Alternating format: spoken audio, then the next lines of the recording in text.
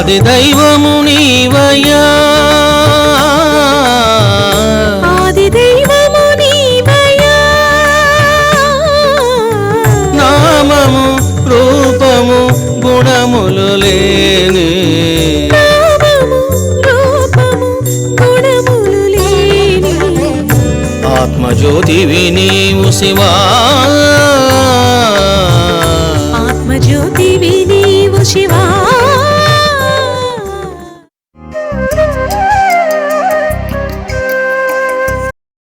ఎందుకు అద్వైత జ్ఞానములో భయం ఉండదు, ఎందుకు అద్వైత వాసనలో ఉన్నవాడికి భయం ఉండదు అని అంటే, అద్వైత జ్ఞానములో మనస్సు ఉండదు అనే విషయం బాగా తెలుసుకోవాలి. ద్వైతములో ఏముంటుంది? మనస్సు ఉంటుంది. మనస్సు అంటే ఏమిటి? అదో కోతి. ఆ కోతి ఏం చేస్తుంది? భయపడుతుంది, నవ్వుతుంది, ఏడుస్తుంది, గంతులేస్తుంది, ఎన్నెన్నో చేస్తుంది. కాబట్టి నీవు ఎప్పుడైతే అద్వైత జ్ఞానాన్ని పొందుతావో అమనస్క స్థితిని పొందుతావు. అమనస్క స్థితి అంటే మనోరాహిత్యమైనటువంటి స్థితి, మనసు లేని స్థితి. మీకు ఒక మంచి ఎక్స్పీరియన్స్ చెప్తాను. ఎంతసేపు గొప్పలు చెప్పుకోవడం కాదు, ఉన్న విషయాలు కూడా చెప్పాలి. ఒక సెల్ఫ్ ఎక్స్పీరియన్స్ మీకు చెప్తాను. చూడండి, 2001 నుంచి అంటే 95లో బాబా దర్శనం ఇచ్చారు. ఆయన ప్రేమ స్టార్ట్ అయింది. నాకు ఒక కోరిక ఉండేది. అది ఏమిటంటే, అసలు బాబాను ధ్యానంలో చూడడం కాదు, స్వప్నంలో చూడడం కాదు, మారువేషంలో చూడడం కాదు, లైవ్గా చూడాలా, మాట్లాడాలా అని. ఇది నా కోరిక. ఎందుకంటే స్వప్నంలోనా ధ్యానంలోనా చూస్తూనే ఉన్నాను. మనిషి పరిస్థితి ఎలా ఉంటుందంటే, ఏదైనా ఎక్కువ చూస్తున్నాడు అనుకోండి, ఇంకా దాని మీద మనకి మనసు ఉండదు. ఇంకా రోజు చూస్తున్నాం కదా అనుకుంటాడు. నాకేం జరిగింది? ఇలా చూసి చూసి నాకు కోరిక కలిగింది, బాబా ఇట్లా కాదు, లైవ్గా నిన్ను చూడాలి, నీతో మాట్లాడాలి కాసేపు. ఇది నా కోరిక అన్నాను.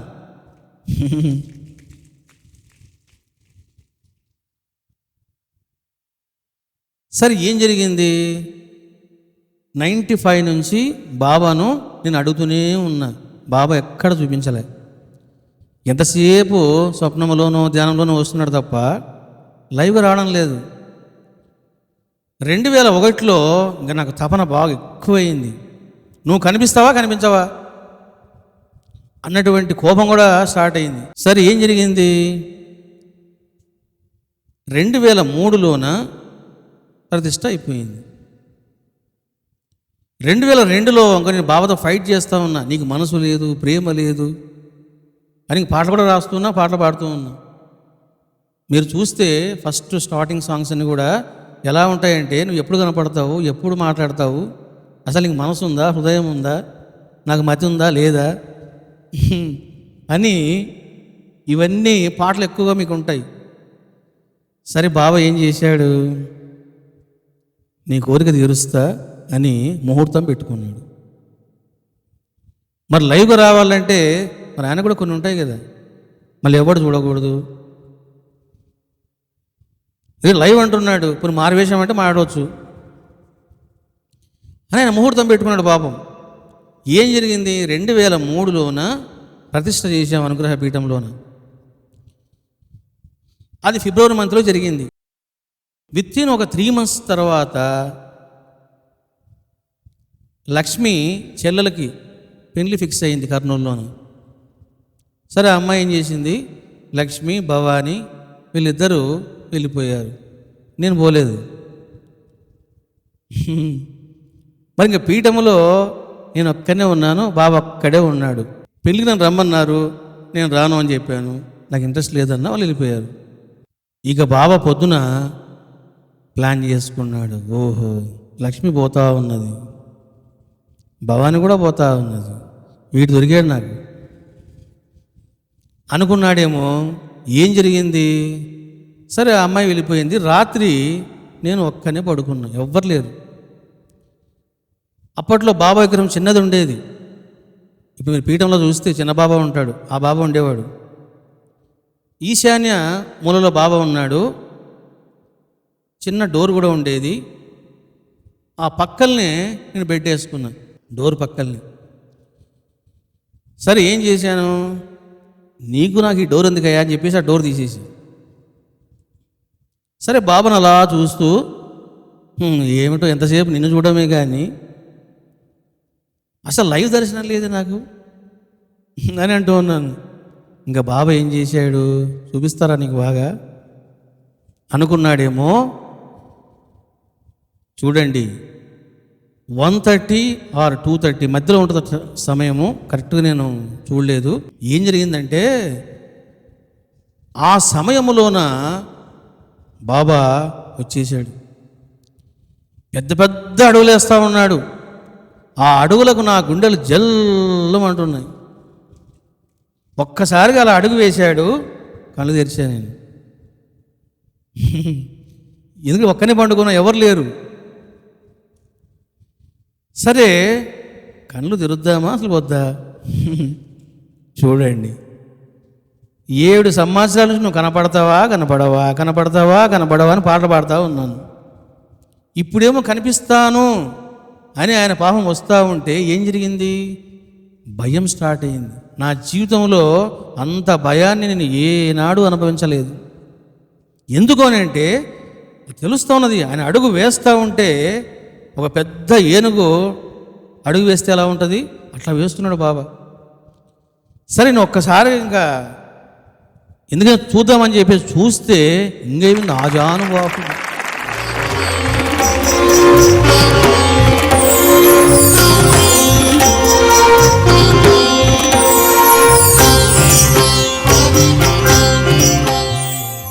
మరి చూసిన వాడిని గట్టి కాలు పట్టుకోవాలి కదా. ఏం చేశానంటే మెల్లగా లేచి లైట్ వేసాను. కర్మ కాకపోతే చూడండి, చూసారా, బాబా కనిపించాడు. ఇంకా బాబా అని చెప్పేసి వెళ్ళి కాలు పట్టుకోవాలి కదా. ఓయమ్మా బాబా నువ్వు ఇట్లా ఉన్నావేంటి అని చెప్పేసి లైట్ వేసి, ఇంకా బాబా నువ్వు ఇచ్చిన దర్శనం చాలే బాబా, ఇప్పుడు రాత్రి 2 అయింది, ఎవరు లేరు అదిగాక. చూసారా, అందుకే నేను అంటూ ఉన్నాను, సాకార దర్శనాన్ని మనం పొందిన మనం భయపడతాము. ఎందుకు భయపడతాము అంటే ఇగో మనతో పాటు మన మనస్సు కూడా ఉంది. ఈ భయము లేని స్థితి మనకు ఎప్పుడు కలుగుతుంది అని అంటే కేవలము ఆత్మ సాక్షాత్కారము, అద్వైత స్వరూపమైనటువంటి శివ సాక్షాత్కారం కలిగితే కానీ మహాభయము తొలగదు. నువ్వు ఏ లోకానికి వెళ్ళు ఈ భయం పోదు. చూడండి, పుణ్యం కొద్ది నువ్వు వైకుంఠానికి పోయినావు, వైకుంఠంలో సుఖాలు అనుభవిస్తూ ఉన్నావు. ఆ పక్కవాడు అంటాడు జీవుడు, ఒరే జీవా నీకు ఇంకా ఎన్ని రోజులుంది ఈ లోకంలో ఉండడానికి అంటాడు. వాడికి ప్రాణం పోతుంది. ఎందుకో తెలిసినా, క్షీణే పుణ్యే మర్త్యలోక విశంతి. అది పుణ్యమున్నంత వరకే నువ్వు లోకంలో ఉంటావు. పుణ్యం అయిపోయిందా నువ్వు బయటికి గెంటి వేయబడతావు. అది గెంటి వేయబడతావు, పంపించడం కాదు, గెంటి వేయబడతావు. కాబట్టి నువ్వు ఏ లోకానికి వెళ్ళినా నీకు భయము తొలగదు. ఏ దేవతా స్వరూపాన్ని నువ్వు ఆరాధించినా భయము తొలగదు. ఏ సిద్ధ గురువును నువ్వు సాకారంగా ఆరాధించినా భయము తొలగదు. కేవలము శివ సాక్షాత్కారం వల్ల మాత్రమే నీకు భయము తొలగుతుంది అనే విషయం అర్థం చేసుకోవాలి. ఇక్కడ మీరు ఆత్మ సాక్షాత్కారమన్నా శివ సాక్షాత్కారమన్నా అద్వైత సాక్షాత్కారం ఒక్కటే. ఇవన్నీ పర్యాయ పదాలు, మీరు కన్ఫ్యూజ్ కావద్దు. ఆత్మ అంటే ఏమిటిది? నిరాకారం, నిర్గుణం, నిరంజనం, అద్వయం, ఏకం, స్వయప్రకాశం, స్వప్రమాణం. శివుడన్నా అదే, ఆత్మ అన్నా అదే, అద్వైత దర్శనం అన్నా అది. కన్ఫ్యూజ్ కాకూడదు అన్నమాట. స్వామి కాసేపు ఆత్మ అంటాడు, కాసేపు శివ అంటాడే అని. నేను ఈశ్వర అన్నాను అనుకోండి, సాకారం.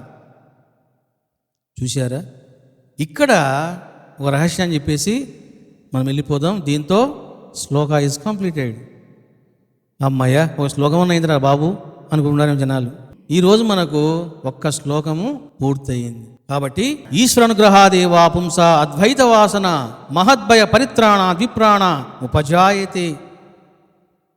ఎవరైతే ఈశ్వరుని యొక్క అనుగ్రహం వలన, శివానుగ్రహం వలన అద్వైత జ్ఞానాన్ని పొందుతాడో, నేనే ఆ దైవాన్ని అన్నటువంటి అనుభూతిని పొందుతాడో, అతడు మహాభయము నుండి విముక్తుడవుతాడు, రక్షించబడతాడు అన్నది దత్తాత్రేయుని యొక్క మొదటి శ్లోక సారాంశం.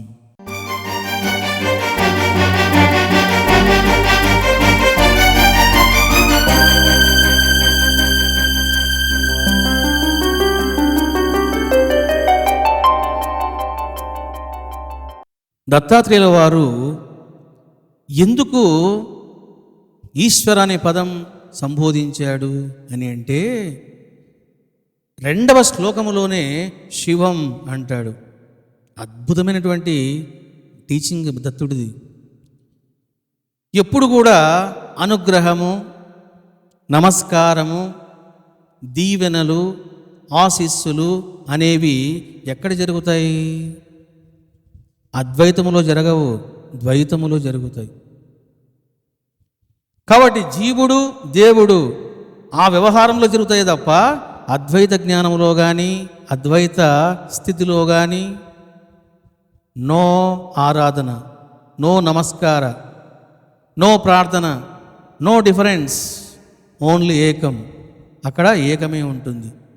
అంటే ఈశ్వర అనుగ్రహాదేవా అనే పదం ఎందుకు వాడాడు అని అంటే, శివానుగ్రహదేవా అనవచ్చు. ఆ మాట అనలేదు. ఎందుకు అనలేదు అని అంటే, నమస్కారము నేను చేస్తున్నాను అంటే ఆ దైవం ఎలా ఉండాలి? సాకార స్వరూపుడై ఉండాలి. శివుడు నిరాకార స్వరూపుడు, ఈశ్వరుడు సాకార స్వరూపుడు. అందుకే దత్తుడు ఏం చేస్తున్నాడు? ఆయన మంగళాచరణం చేస్తూ ఉన్నాడు. మంగళాచరణం అంటే నమస్కరించడం, స్మరించడం అని అర్థం. చూసారా? దత్తుడు కూడా అద్వైతాన్ని బోధించిన ఆచరణలో ఏం చేస్తున్నాడు? చూసారా? ద్వైతాన్ని చూపిస్తూ ఉన్నాడు. ఎప్పుడు కూడా సిద్ధులైనా సరే అద్వైతం అనేది భావములో ఉండాలి, జ్ఞానములో ఉండాలి. ఆచరణలో కనుక వచ్చిందా ఇబ్బందులు వస్తాయి. అగ్నిలో కూడా దేవుడు ఉన్నాడు, పట్టుకుంటే ఏమవుతుంది? కాలుస్తుంది. కాబట్టి నీవు అక్కడ అద్వైతం పనికిరాదు, నీవు ద్వైతంగానే ఉండు. వ్యావహారిక సత్తా అన్నం, పారమార్థిక సత్తా అన్నం. ఇప్పుడు అగ్ని ఏ విధంగా ఉన్నది? పారమార్థిక సత్తాలో లేదు. నువ్వు ఎలా ఉన్నావు? పారమార్థిక సత్తాలో లేవు. అగ్ని వ్యావహారిక సత్తలో ఉన్నది, నీవు కూడా వ్యావహారిక సత్తలో ఉన్నావు. వ్యవహారంలో ఉన్నది ద్వైతమే కానీ అద్వైతం పనికిరాదు అనే విషయాన్ని బోధిస్తూ దత్తుడు ఏం చేశాడంటే మంగళాచరణం అంటే నమస్కారం చేశాడు. నమస్కారం చేయడం అంటే ఏమిటిది? స్మరించడమే నమస్కారము చేయడము, ప్రార్థించడము అని అంటారు. మీకు 2వ శ్లోకంలోన అద్భుతంగా చెప్తాడు. ఇక ఏన ఇదం సర్వం పూరితం ఆత్మనా ఏవా ఆత్మనా ఆత్మని నిరాకారం కథం వందేహి అభిన్నం శివమవ్యయం. చూసారా? ఇది 2వ శ్లోకం. ఫస్ట్ శ్లోకంలో ఏం చేశాడు? ఈశ్వర అనుగ్రహాదేవా అన్నాడు.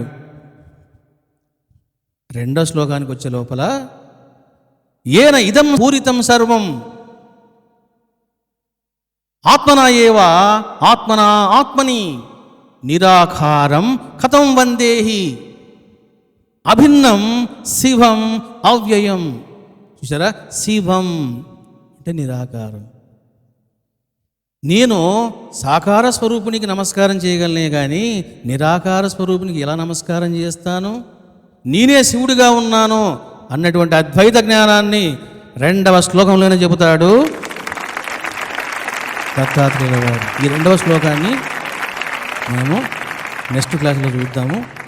ఆత్మస్వరూపులారా, బాబా యొక్క అనుగ్రహం వలన అవధూత గీతలోని మొదటి శ్లోకాన్ని మనం శ్రవణం చేశాం.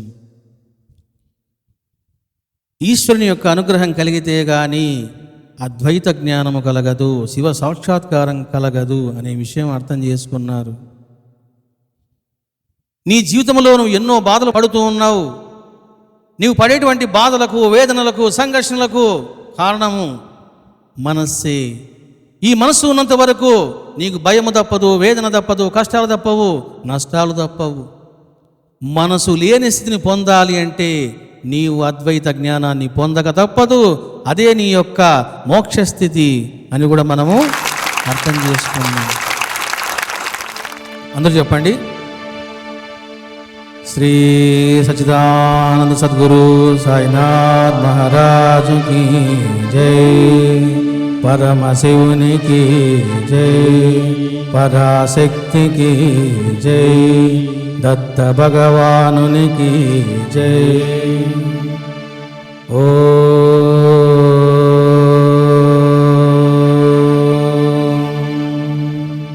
దెందు వెదిగిన లేడురా, ఎందెందు వెతికిన లేడురా, నీలాంటి గురుదేవుడు, నీలాంటి గురుదేవుడు, ఎందెందు వెదిగిన లేడురా, ఎందెందు వెతికిన లేడురా, నీలాంటి గురుదేవుడు, నీలాంటి గురుదేవుడు, గురువులని యోగులని నేను విడిచి తిరుగువారు, గురువులని యోగులని నిన్ను విడిచి తిరుగువారు, గురువులని యోగులని నేను విడిచి తిరుగువారు, గురువులని యోగులని నిన్ను విడిచి తిరుగువారు, వెర్రివారురా గురుదేవ, వెర్రివారురా గురుదేవా, సాయి దేవా శిరిడే దేవా, సాయి దేవా శిరిడి దేవా, పామ పామ గరిసా మాగ మాగరి సరే, పామ పామ గరిసా మాగ మాగరిసని, గారి గారి సనిదా దసని దప, గారి గారి సనిదా దసని దపా, పామ పామ గరిసా మాగ మాగరి సరే, గారి గారి సనిదా దసని దప, పామ పామ గరిసా మాగ మాగరిసని, గారి గారి సనిదా దసని దపా, పదని సా సా సరి మరి రాప మగరి స, పదని స సా సా సరి మరి రాప మగరిసా, దని సా రే గారి స, పదని దని సా రి గారి సా, ఎందెందో వెదిగిన లేడురా, ఎందెందు వెతికిన లేడురా, నీలాంటి గురుదేవుడు, నీలాంటి గురుదేవుడు,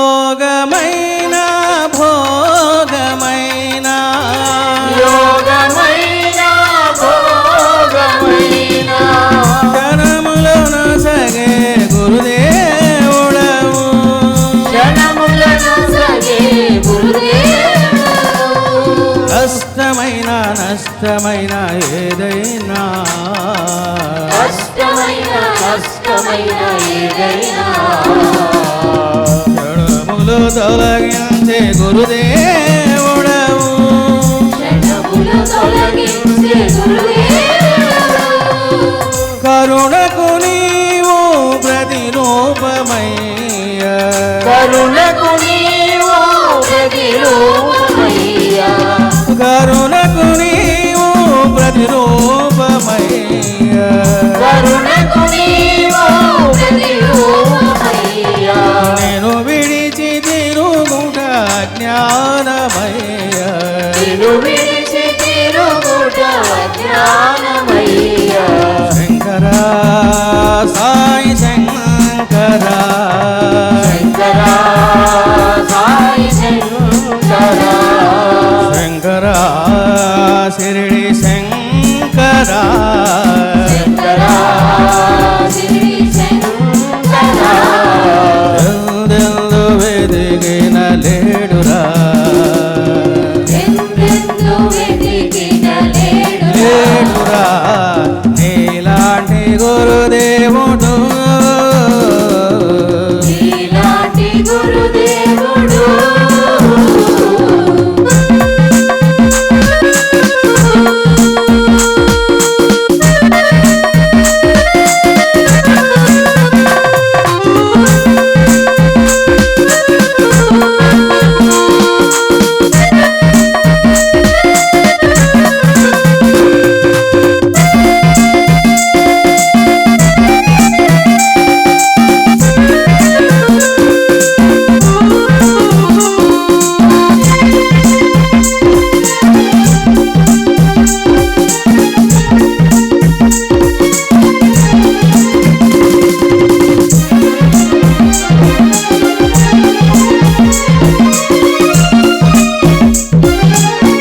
జ్ఞానమైన సుజ్ఞానమైన జ్ఞానమైన సుజ్ఞానమైన జనములు నసగే గురుదేవుడవు జనములను సగే గురుదేవుడు సిద్ధి అయిన మోక్షమైన ఏదైనా సిద్ధి అయిన మోక్షమైన ఏదైనా జనములు నసగే గురుదేవుడవు జనములను సగే గురుదేవుడు ప్రేమకు నీవు ప్రతిరూపమయ్యా ప్రేమకు నీవు ప్రతిరూపమయ్యా ప్రేమకు నీవు ప్రతిరూపమయ్యా ప్రేమకు నీవు ప్రతిరూపమయ్యా నేను విడిచి తిరుగుట అవివేకమయ్యా నిన్ను విడిచి తిరుగుట అవివేకమయ్యా శంకరా సాయి శంకరా శంకరా సాయి శంకరా శంకరా శరణి